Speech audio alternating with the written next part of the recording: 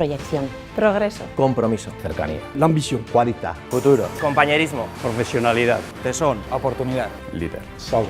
Esfuerzo. Familia en filosofía. Trabajo de toda mi vida. Sacrificio y esfuerzo.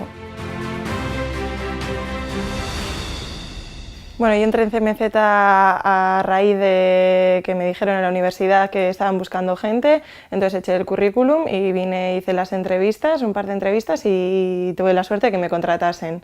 El puesto que yo quería, en el que yo me quería desarrollar, que era de ingeniero de diseño mecánico, y esta es una empresa con máquinas muy complejas, lo cual mostraba un gran potencial para poder desarrollar mi carrera. Aprendo a diario cosas nuevas acerca de diseño mecánico y me estoy especializando en ello. Es una experiencia muy positiva en la cual ellos pueden desarrollar su carrera pues con mucho detalle, a gran escala, ya que son máquinas muy complejas y que requieren de gran detalle tecnológico.